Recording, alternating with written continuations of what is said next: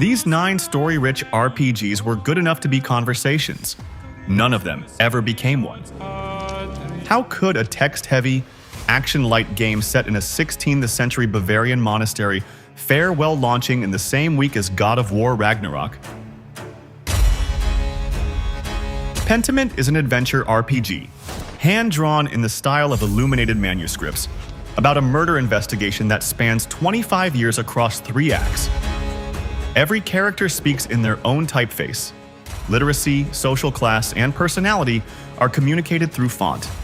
And when a barely literate peasant produces a perfectly formal sentence, you can take it as a clue, as the form tells the story as much as the plot does. Written with so much care, and clearly a passion project for Obsidian, Pentiment comes to this list as a no-brainer. If you have Game Pass, it is already there and waiting. Dearest Mother, You play as Louis de Richet, a member of a secret society who travels to the private island estate of a mysterious English lord named Mortimer to find your missing mother. the Duchess, and the Cardinal. Everyone has an agenda. Nothing is what it seems. That's the premise of The Council, a game with no combat, but with a class and skill tree system where every confrontation costs a limited resource.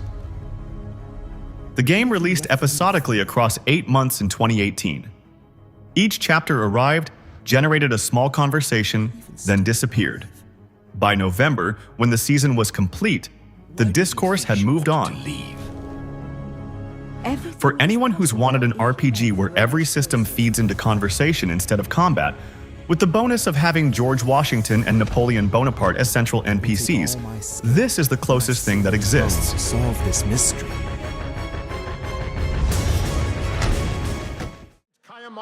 Lost Odyssey came out in 2008 as an Xbox 360 exclusive, which is the reason you probably haven't heard of it, as the JRPG audience was mainly on PlayStation. What they missed: 33 short prose vignettes, embedded throughout the game, written by a literary novelist with a curated English translation. The protagonist has lived for 1,000 years and forgotten all of it. When he recovers a memory, the game stops, and you must read. Don't expect a cutscene. You have an actual short fiction, patient and specific, about what it means to outlive everyone you loved. These vignettes are among the best pieces of writing in the genre. The writing alone is the reason to go find an Xbox.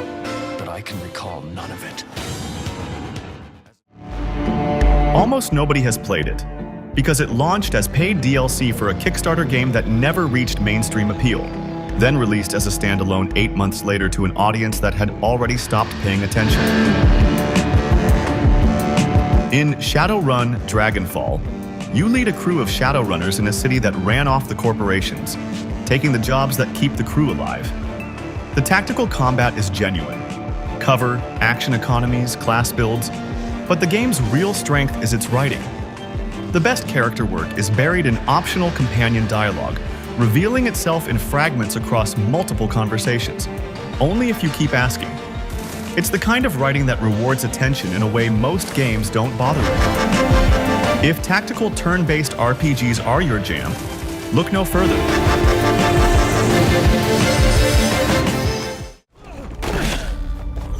A 35-person team built a colonial-era fantasy RPG with 6 political factions and a story twist that recontextualizes the entire premise.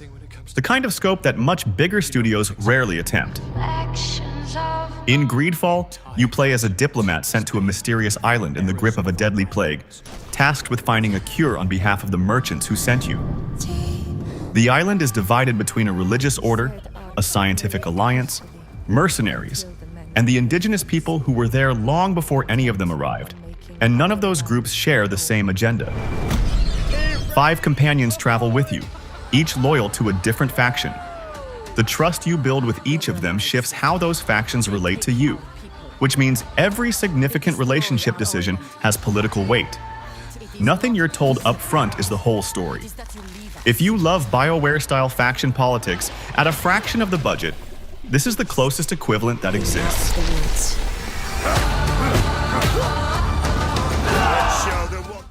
Look at this wondrous place.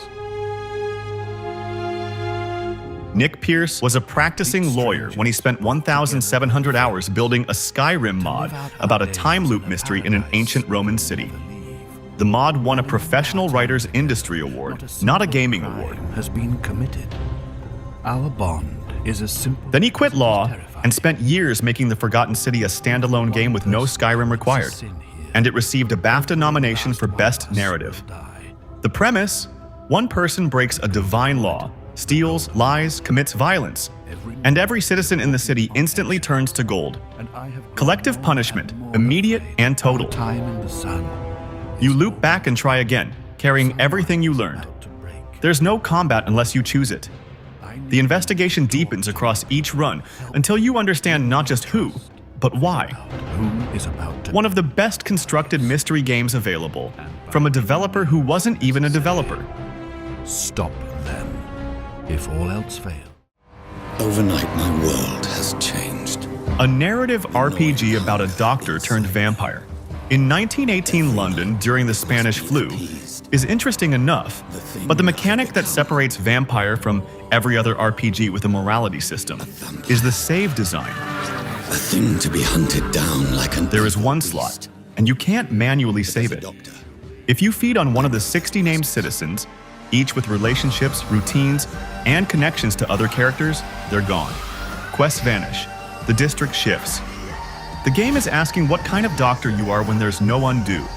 And that question sits with you across every hour of the run. The combat is, honestly, B tier, but you're not here for it.